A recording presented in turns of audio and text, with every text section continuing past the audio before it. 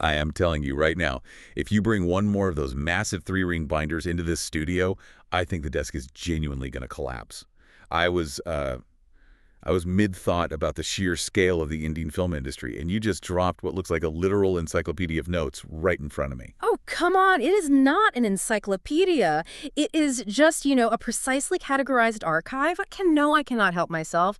When we have a stack of dispatches this thick, spanning literally over 70 years of cinema history, I need color-coded tabs. You actually color-coded them. I absolutely did. I've got the 1950s in blue, the modern box office in red, and off-screen spectacles in a very chaotic, highly appropriate neon yellow. Huh, I love it, honestly. Your enthusiasm is exactly why we do this. And frankly, we need that kind of boundless energy today because our mission here is massive. Huge. So welcome to today's deep dive. Whether you are a casual fan who just, likes a Good Friday release, or you are an industry insider actively trying to read the tea leaves of the 2026 box office, we have curated this conversation specifically for you. Right, because there is just so much noise out there right now. Exactly. We are looking at a colossal stack of the latest IndiaRevue dispatches. We are talking over 30 distinct headlines. We've got a historical flop from 1954. We've got high-stakes box office clashes set for late 2026. And we have intimate, diamond-studded celebrity weddings. Which is a wild mix when you say it all out loud like that. It really is. So our goal today is to sift through all of this and uncover what these stories actually tell us about the beating heart of the entertainment industry right now. We want to give you those aha moments, but without that awful feeling of information overload. Because when you look at all these headlines in isolation, it just looks like a wall of noise. You see a box office number here, a paparazzi video there, a director giving a fiery interview somewhere else. Yeah. But when you lay them all out on the table, which I have literally done today, as you pointed out, you start to see the connective tissue. You see the patterns of how storytelling is changing, how the actual business mechanics are evolving, and how the very definition of a movie star is shifting right beneath our feet. Okay, let's unpack this. I'm going to throw a playful challenge your way to kick us off. Okay, I am ready. I want you to find the connective tissue between the defining voice of 1990s family values director Suraj Barjatia and the hyper-violent, blood-soaked world of a movie like Animal. Because according to our notes, Barjatia himself has drawn a line right between them. What is fascinating here is that on the surface, it sounds like an utter contradiction, but it is actually a profound observation on character psychology. How so? Well, the man who gave us the ultimate, gentle, sacrificing, pure-hearted archetype in the character of Prem was recently discussing intense modern protagonists. He specifically pointed to the leads in Kabir Singh and Animal, Right. and he called them sides of the same coin as his Prem. He argued that both extremes are ultimately driven by love. But wait, I have to push back on that a little bit. When you think of Salman Khan playing Prem in the 90s, you think of a guy who wouldn't even raise his voice, let alone pick up a weapon. He is driven by devotion to family, by a very pure, almost sanitized version of romance. And then you look at Ranbir Kapoor's character in Animal, who is driven by a chaotic, destructive, deeply aggressive love for his father and a deeply toxic approach to romance. Yeah, is a huge leap. To hear Barjatia say, yes, that is the same core engine, just a different vehicle that is mind-blowing. Isn't that just giving a philosophical pass to pure on-screen brutality? I do not think it is a pass, it is a structural analysis. If we connect this to the bigger picture, it tells us so much about the shifting cultural lens on romantic archetypes in mainstream cinema. Barjatia is looking past the actions and analyzing the raw motivation. Okay, I'm tracking with you. In the 90s, the cultural ideal was restraint. Love meant sacrifice. It meant putting the family unit above the individual desire. So the cinematic hero reflected that. Today, the cultural mood is arguably more individualistic, more anxious, and definitely more tolerant of exploring darker psychological impulses. So the anti-hero is running on the same fuel. Exactly. The modern anti-hero is driven by the exact same primal emotion love or the desperate need for it, but it manifests as possession, aggression, and boundary breaking. The fact that an elder statesman of wholesome cinema can recognize this shows how sophisticated the conversation around character building has become. He is saying the fuel is the same, the engine just runs a lot hotter and louder now. That is a great way to put it. It also shows a certain level of audacity from modern directors to push those boundaries. Which brings me to another major piece of news. Anubhav Sinha has broken his silence. Oh, this was a fiery interview. It really was. We've got a report where he openly called out Shah Rukh Khan and Salman Khan. He admitted he was angry and specifically said that there was no filter for audacity. This raises an important question about the power dynamics between the director's chair and the superstar's vanity van. Historically, in massive commercial Hindi cinema, the superstar has often been the ultimate authority. The film is built around their persona, their dates, their mood. Right, they are the franchise. Exactly. What Anubhav Singha is expressing, that raw, unfiltered anger, is a pattern we are seeing more and more. Directors who have found their own distinct auteur voices are increasingly vocal about the limitations and frustrations of working within the rigid framework of a massive superstar's established image. But is he just being bitter? Sinha is someone who pivoted hard in his career to make very socially charged, gritty, issue-based cinema. When a director like that collides with the monolithic brand of a Khan, there's bound to be friction. Oh, definitely. But for decades, the industry PR machine worked overtime to present this image of a big, happy family on set.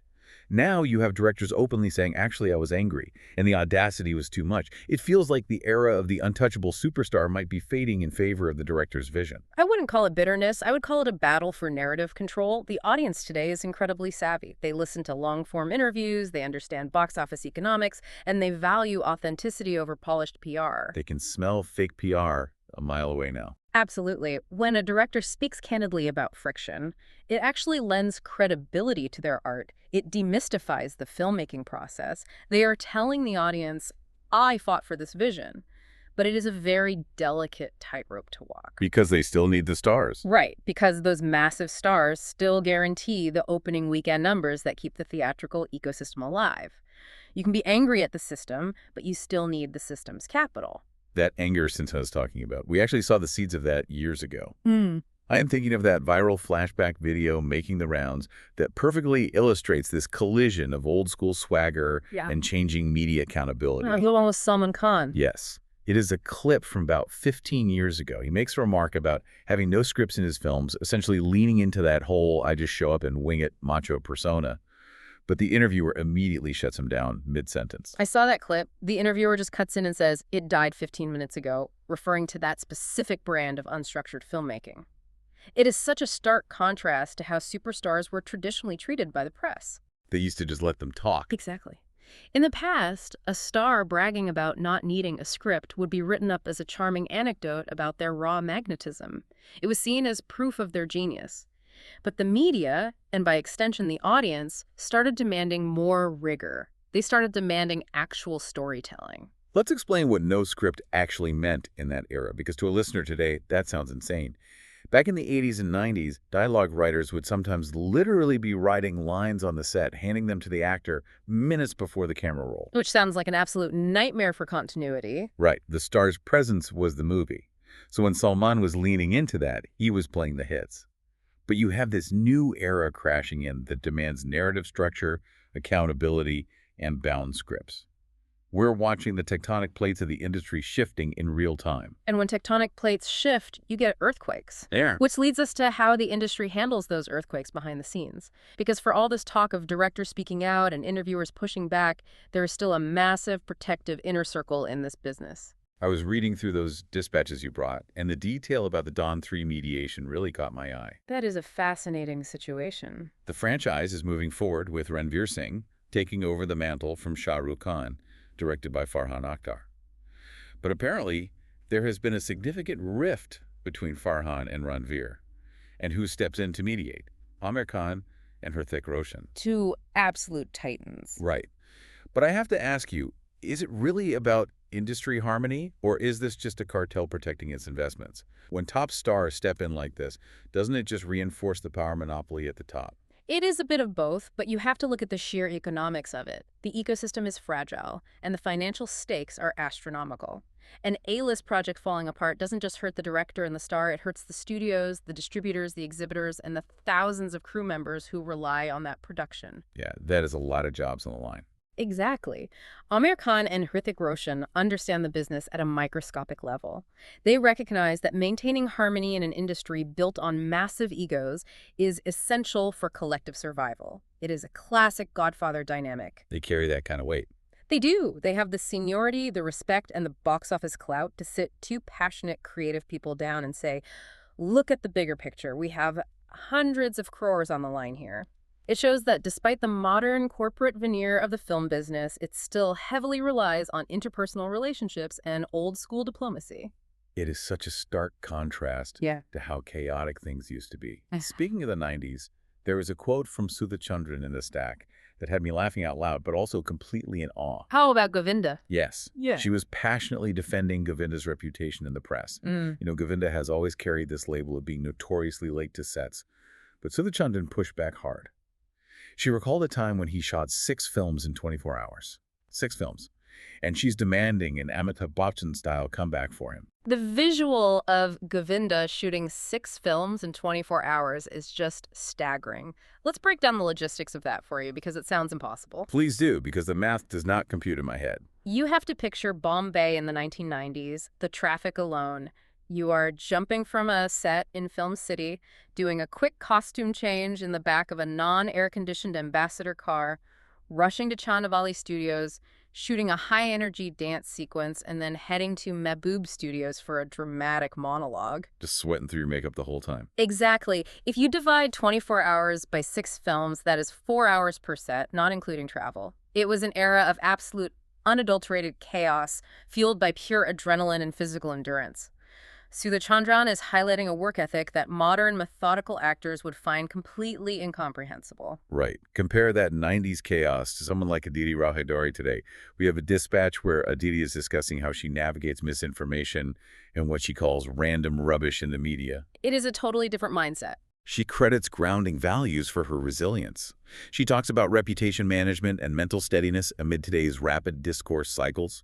It is such a clinical, focused approach to being a public figure. A survival tactic, really. Govinda was surviving on vibes, zero sleep, and pure charisma, while modern stars have to have the mental steadiness of a Zen monk just to survive a trending hashtag on Twitter.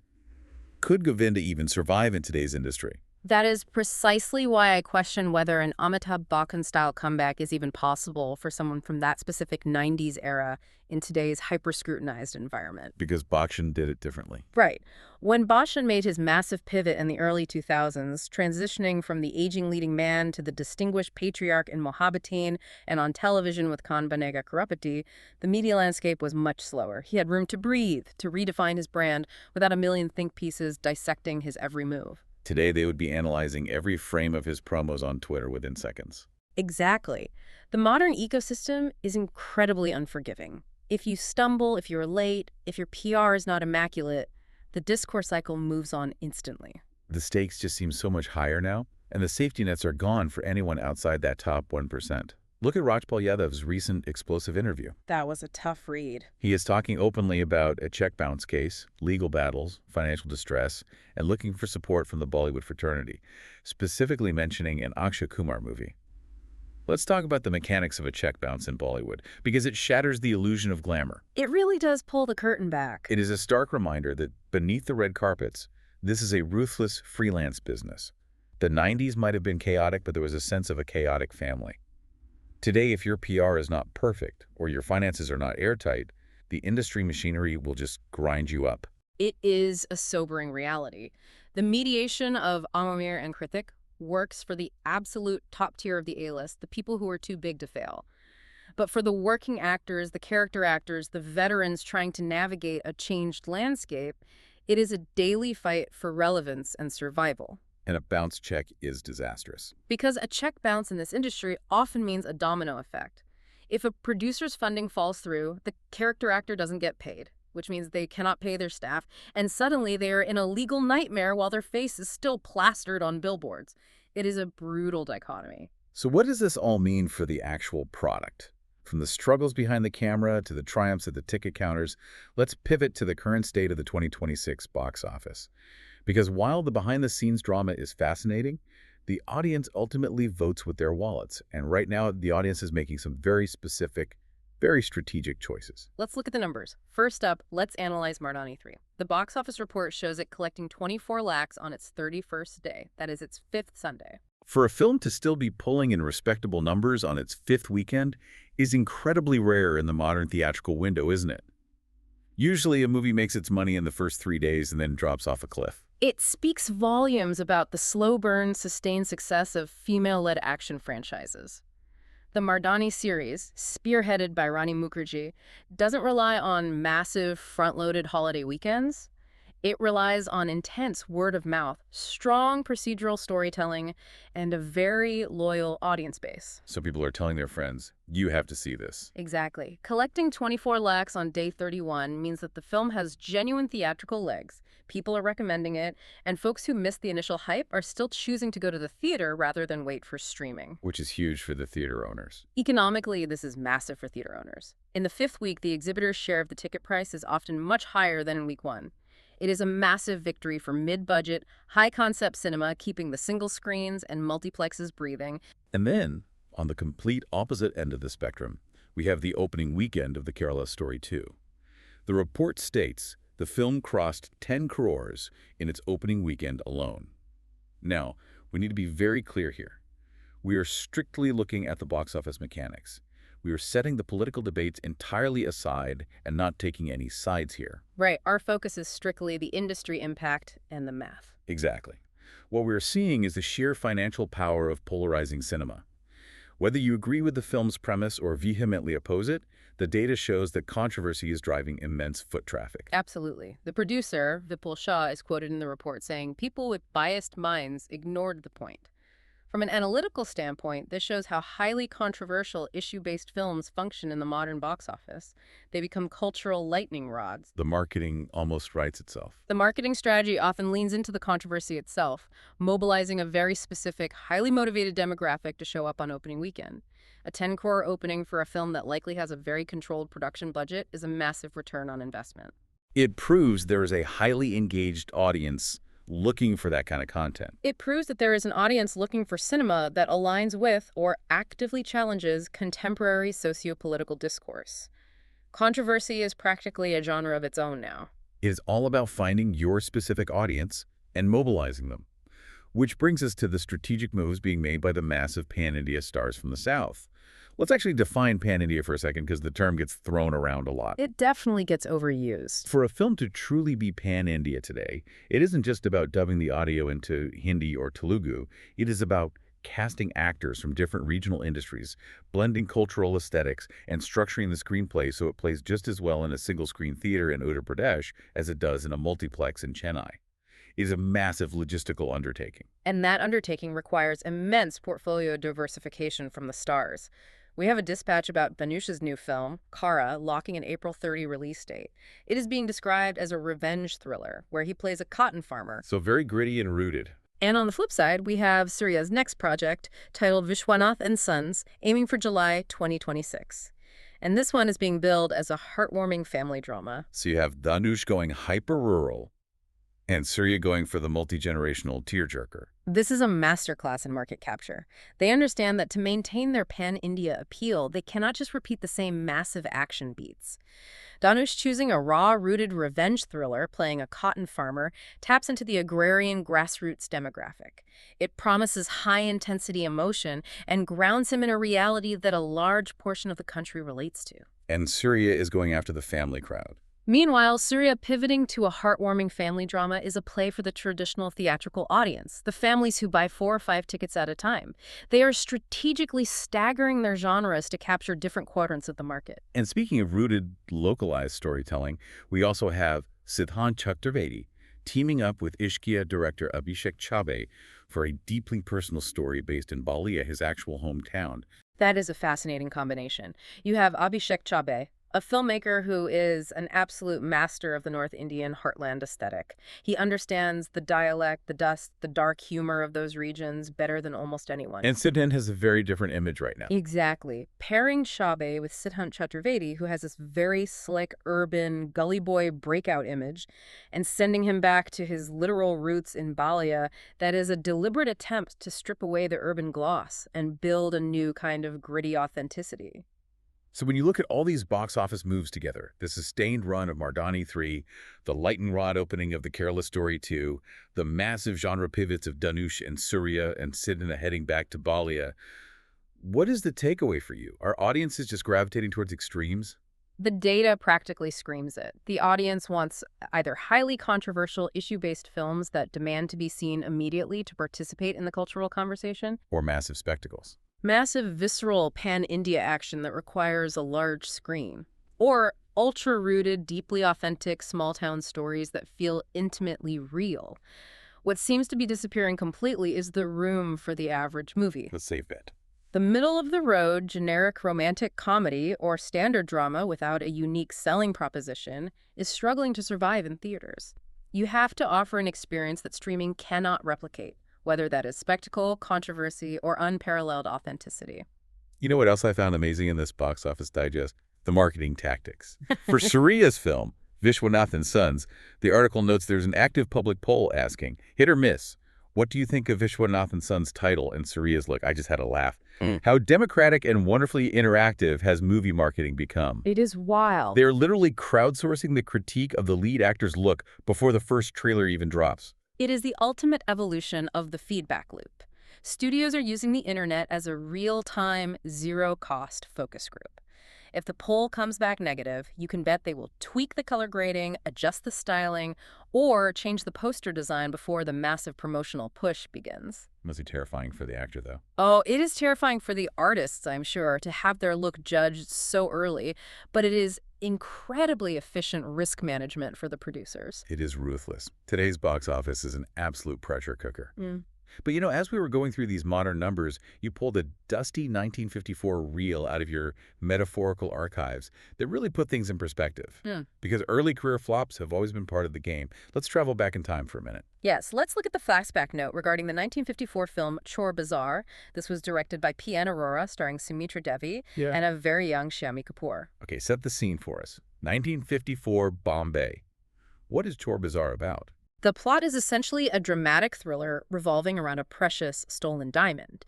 You have thieves, you have the police, and various characters all vying to secure this gem. It was intended to be a serious, straight-laced film, and Shami Kapoor, who had not yet found his signature style, was cast in a very serious, conventional leading man role. I am geeking out over the music credits here. The legendary S.D. Burman composed the soundtrack. We are talking about timeless, immortal tracks like Yerat Yecha Nifir Kahan. Absolute classics. You can almost hear the black and white romance in that melody. S.D. Burman had this incredible ability to blend folk sensibilities with classical ragas. It is the kind of song that defines an era. With S.D. Burman music, a stolen diamond plot, and a Kapoor family scion, you would think it was a surefire hit, but it flopped. It did. It didn't fare well at the box office at all. But this failure is one of the most important moments in Hindi cinema history because it provides brilliant synthesis on the concept of finding your brand. How do you mean? Think about Shami Kapoor as we know him today. The flamboyant, head-bobbing, energetic rebel star sliding down snowy hills in Kashmir, screaming Yahoo! The idea of him doing a restrained, serious, straight-laced role in a stolen diamond thriller is completely antithetical to the legend he became. It is unimaginable. It would be like asking Jim Carrey to only do period dramas before he ever got to do Ace Ventura. Exactly. If Chor Bazar had been a massive hit, Shami Kapoor might have been locked into a career of playing serious, brooding men in trench coats. The failure of that film and a few others from that early period actually freed him. It forced him to pivot. It forced him to look in the mirror and say, this conventional mold doesn't fit me. I need to invent something new. He pivoted, he embraced his natural exuberance, he studied Western rock and roll stars like Elvis, and he completely reinvented his persona. The failure of Chor Bazar is what gave us the Shami Kapoor we love today. That is a profound way to look at it. I want you, the listener, to really consider this for a second. Think about the current crop of struggling actors. The ones who are constantly being cast as the generic romantic lead or the brooding action star, and their films just keep tanking. Which of them might just be one massive persona pivot away from becoming legends themselves? Yeah, that is a great question. Sometimes the industry keeps trying to force a square peg into a round hole, and it takes a box office disaster to finally break the mold. It is a trial by fire, but we must also acknowledge how the consequences of that fire have changed. Back in 1954, if you had a flop like Chor Bazar, you were out of theaters, distributors lost real, tangible money, and your career was genuinely in jeopardy. It was a binary outcome, hit or disaster. Whereas today, a flop just means you're moving to a streaming platform, which is the perfect thematic bridge into our next segment, the digital tsunami. Streaming has completely rewired the economics and the safety nets of this industry. Let's look at the dispatch regarding Prabhas's recent film, The Raja Saab. The report notes that it underperformed at the theatrical box office after its January release. But immediately, the news pivots to its OTT debut for the Hindi version, which begins streaming post-Holi. But doesn't this OTT safety net make filmmakers lazy? If you know you're getting a massive check from Amazon or Netflix, regardless of the theatrical box office, why push boundaries? I see where you're coming from. 10 years ago, if a massive pan-India film like The Raja Saab underperformed, it would be a devastating blow. It would disappear from public consciousness. Today, the studio can lick their wounds, repackage it for the digital audience, and essentially give it a second opening weekend on a streaming dashboard. Millions of people who refuse to buy a ticket will click play on their couch. The financial model has a built-in shock absorber. It does, but I would argue it doesn't make them lazy. It shifts where the risk is taken. And we have to look deeper into the economics. While OTT rights are a safety net, platforms are now increasingly restructuring deals based on theatrical performance. The fact that Raja Saab underperformed theatrically means the OTT platform might trigger clauses that reduce the final payout. So it's not just a blank check anymore. Exactly. But the point remains, the film doesn't die, it finds a secondary life. And OTT is not just a graveyard for theatrical underperformers, it is simultaneously the primary stage for incredible experimental casting. Look at the news about the upcoming project Subedar, which streams on March 5. Mona Singh is playing a character named Babli Didi, who is a sand mafia leader. Mona Singh. The same Mona Singh who won everyone's hearts as the relatable girl next door in Jasi Jasi Koi Nahin, and who has built a career on deeply emotional, grounded roles. Now she is playing a ruthless sand mafia boss. That is incredible. It is a massive departure, and it is entirely facilitated by the streaming ecosystem.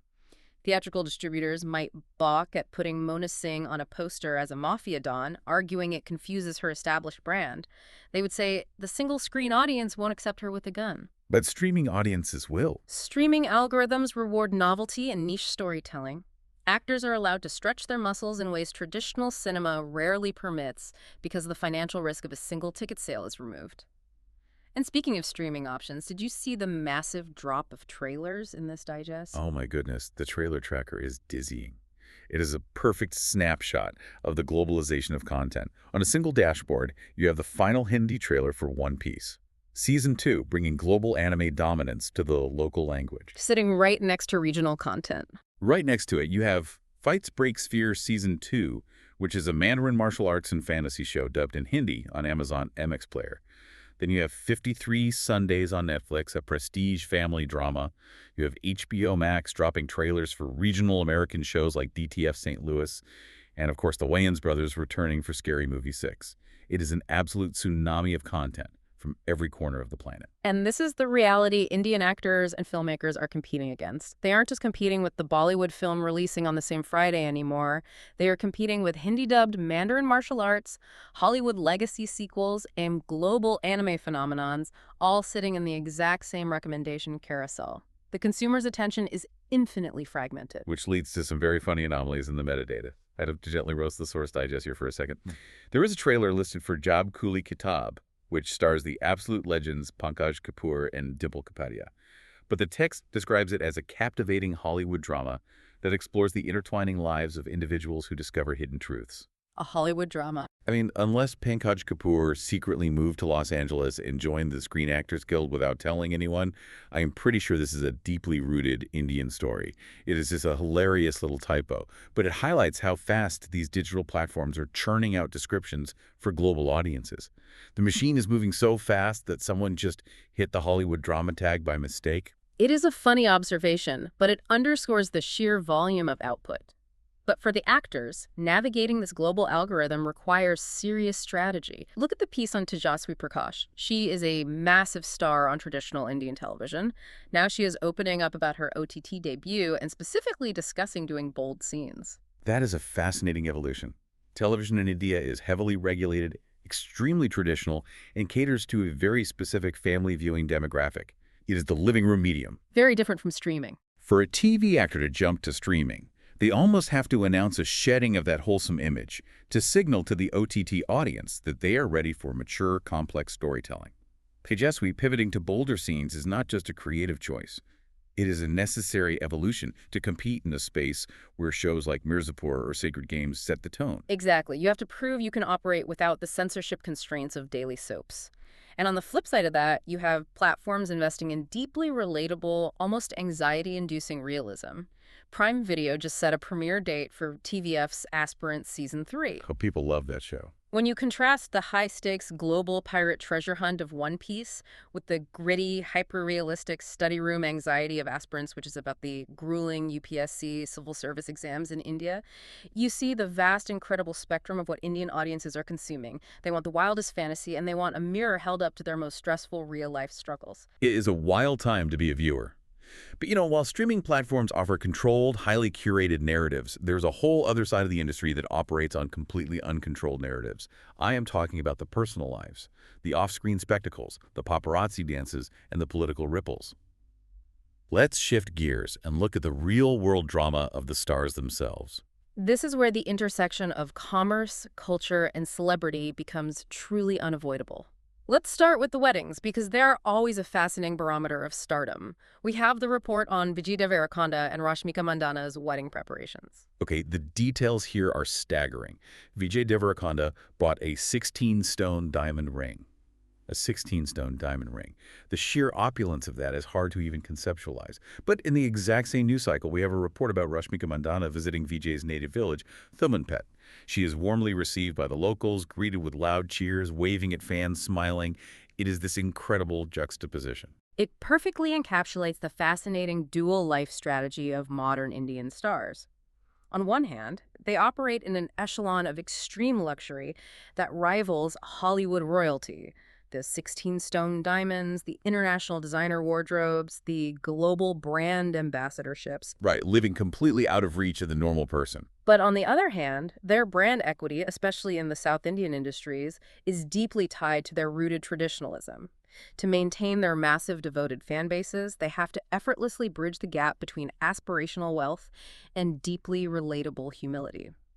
Rashmika greeting the villagers in Thumanpet is not just a sweet personal moment, it is vital cultural messaging. It says, no matter how big we get, no matter how many diamonds we wear, we are still connected to the earth here. It is a brilliant balance.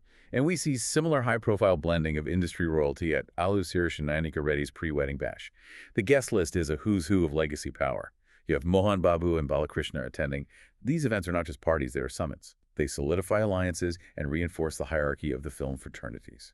But the off-screen persona can also be a source of immense friction and risk. We have a very serious report regarding Prakash Raj. According to the Dispatch, his political comments have sparked a major debate in the film industry and raised concerns among producers. And again, looking strictly at the industry mechanics and production risks here, setting aside the specific content of his political views, what does this mean for the business? If we connect this back to our earlier conversation about Anubhav Sinha and the audacity of directors, we see a parallel trend.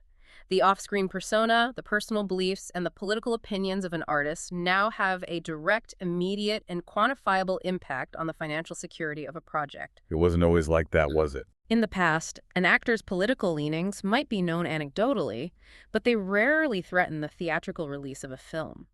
Today, in an era of hyper-connected social media, a single comment can trigger boycott calls or distributor panic.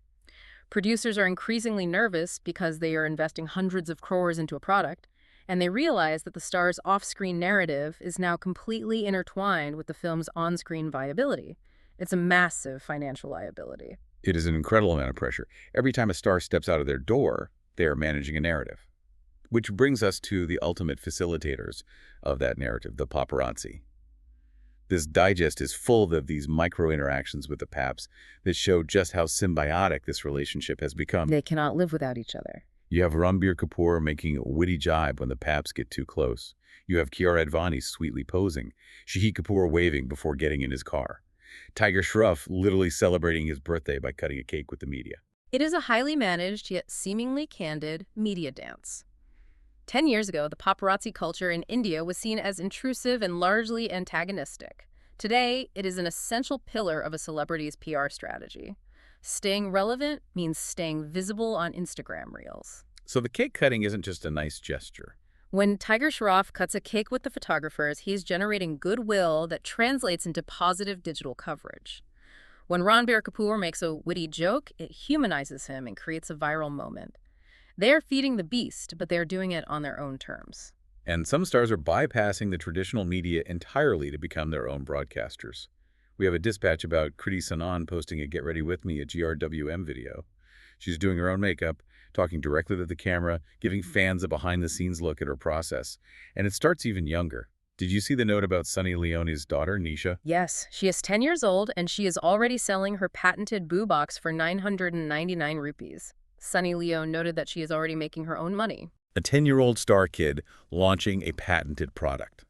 When I was 10, my biggest entrepreneurial venture was trying to rent out my brother's old comic books for 5 rupees, and here Nisha is holding a patent.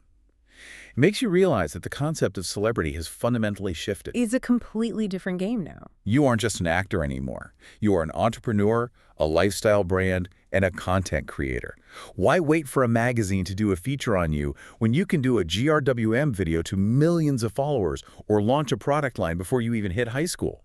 It is the democratization of fame mixed with absolute hypercapitalism. It truly is. And it happens globally. Notice how the Digest casually throws in the rumors of Tom Holland and Zendaya secretly getting married right alongside the updates on Kiara Advani and Shahid Kapoor. I love that detail. It paints such a vivid audio picture of how we consume gossip today. You have Rashmika smiling in a rural Indian village on one tab and international rumors of Spider-Man's secret wedding on the next. The audience consumes local tradition and global Hollywood megastars with the exact same fervor. The lines between domestic and international celebrity are completely blurred. Absolutely. The audience's appetite for narrative, both on-screen and off-screen, is insatiable. Which brings us to our final roundup. Let's pull all these disparate threads together and look at what is actively bubbling in the production pipelines. Let's take our time here because there is some incredible anticipation building. First up, pure nostalgia meets modern marketing. Akshay Kumar and director Priyadarshan are reuniting after 14 years for Booth Bongla. This is the team that gave us absolute comedy gold like Hera Fairy and Bhool Bhulaiya. They kicked off promotions with a sky-high entry at a college in Nashik alongside Wamika Gabi. The economic power of nostalgia cannot be overstated. After a string of serious or socially driven films, the audience is craving the impeccable comedic timing that Akshay Kumar and Priyadarshan perfected in the 2000s.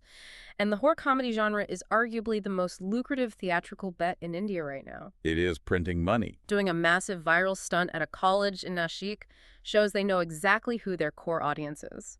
The youth who grew up watching their older films on satellite television loops, they are tapping directly into millennial and Gen Z childhood memories. Speaking of horror and highly anticipated sequels, Nawazuddin Siddiqui is officially joining Soham Shah in Tumbad 2. The report specifically calls his role pivotal to the film's immersive universe. Now, what does an immersive universe actually mean in this context? Tumbad was a sleeper hit that grew into a cult classic through sheer atmospheric brilliance. It was a localized, mythological horror story. By adding an actor of Nawazuddin's caliber to the sequel and using phrases like immersive universe, they aren't just making a follow-up, they're expanding the mythology. So building out a whole world. In the modern industry, a universe means long-term IP valuation. It means potential spin-offs, merchandising, and interconnected storylines. Audiences today are prioritizing these cinematic universes and event films over traditional standalone narratives. They want a world they can get lost in, decode, and theorize about on Reddit. But building those massive worlds takes a severe physical toll. We have a sobering update from Ahan Kande. He revealed he had to undergo major shoulder surgery after his debut film, Sayara.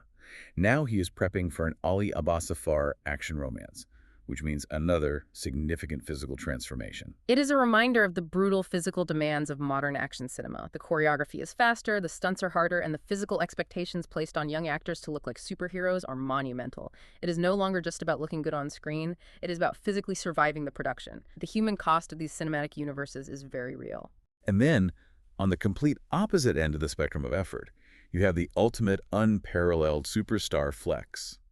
According to the Digest, Salman Khan is using his own personal white horse in the romantic song Main Hoon alongside Chitrangda Singh for the upcoming film Battle of Galwan. I have to pause here. That is a level of stardom that is almost impossible to replicate. Right. The logistics of transporting your personal horse to a film set just for a romantic song.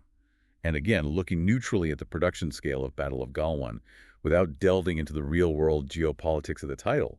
Just the visual of Salman Khan bringing his own horse to work is incredible. It is the ultimate I am the franchise move. It highlights the contrast we have been tracking all day. You have young actors undergoing major surgery just to break into the action space, and you have legacy stars casually integrating their personal equestrian hobbies into multi-million-dollar productions. It is a vast, wildly unequal industry. Let's hit some final music and TV bites. The song Tabahi from the film Toxic, featuring Yash and Kiara, dropped its audio without the video, and fans are already reacting to just the soundscape. We have the OTT debut of the young Sherlock series, starring hero Fiennes Tiffin. Reports of the Durandar, the Revenge trailer runtime are going viral. People are analyzing the length of a trailer. That shows how hungry the fans are. And in the television space, the ZTV serial Saru has a major spoiler involving the character Annika finding a spade, which I am sure will lead to some fantastic, high-decibel primetime melodrama. Plus, the Dangal TV show Ishtu Nuni is highlighting the traditional Pag Fira Rasam ceremony. Let's explain Pag Fira Rasam for those who might not know. It is a deeply traditional post-wedding ritual where the bride returns to her maternal home for the first time. Right. The fact that a daily soap is highlighting this shows how television remains the anchor for traditional cultural narratives, while OTT platforms, as we discussed with Tejasvi Prakash, are pushing for mature, boundary-pushing content. It perfectly illustrates the split personality of Indian entertainment. It is a perfect cross-section of the culture. But what gives me real hope for the future of all this is the final piece of news in our stack. The Z Short Film Contest hosted a director's roundtable featuring Ravi Jadhav, P. Samuthrakani, Anurag Kashyap, Hemant Rao, Srijit Mukherjee, and Rajiv Masand. They were specifically discussing opportunities and grassroots funding for emerging filmmakers. And this is so critical. We spend so much time talking about hundreds of crores, 16 stone diamonds, and superstar mediations. But the lifeblood of cinema starts at the grassroots. Having veterans like Anurag Kashyap, who famously struggled for years with unreleased films, sit down to discuss short films is how the next generation finds their footing. It demystifies the path from holding a DSLR camera to directing a feature film. I love seeing that. It connects the massive, established machinery of the industry back to the raw, unpolished talent trying to tell a story with a camera and a dream. And those young filmmakers in that contest are the ones who will eventually direct the stars of tomorrow. They are the ones who will redefine the archetypes that Suraj Barjatia was talking about at the very beginning of our deep dive. Wow. We have truly come full circle. Look at your desk. The binders are closed. The highlighters are capped. We did it. We made it through the stack. We covered an immense amount of ground today. We really did. We have summarized the sheer overwhelming scale of this industry. We traveled back to the 1954 box office struggles of Shami Kapoor and Chor Bazar, and traced how that spirit of reinvention leads right up to the OTT safety nets of 2026.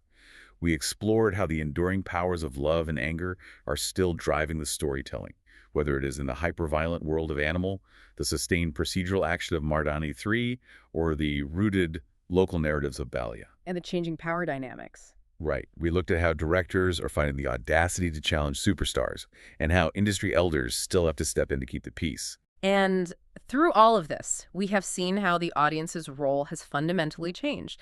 They are voting in polls for movie titles, they are demanding narrative accountability, and they are consuming the global and the local with equal enthusiasm. But it leaves me with a final provocative thought for you to ponder. Oh, I love a good final thought. Lay it on us. We have seen directors calling out superstars, actors retreating to their hometowns to tell personal stories, and producers incredibly nervous about political opinions. In an era where audiences demand complete transparency from their stars, from their intimate makeup routines in a Get Ready With Me video to their off-screen political views, are we losing the actual magic of the movies?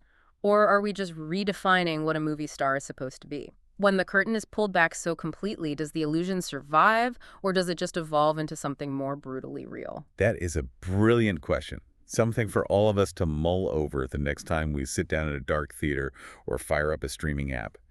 The illusion might be changing, but the stories are more fascinating than ever. They always are. From headlines to heartbeats, you've been listening to Bollywood Deep Dive by IndiaRevue.com. Catch you where the stories are.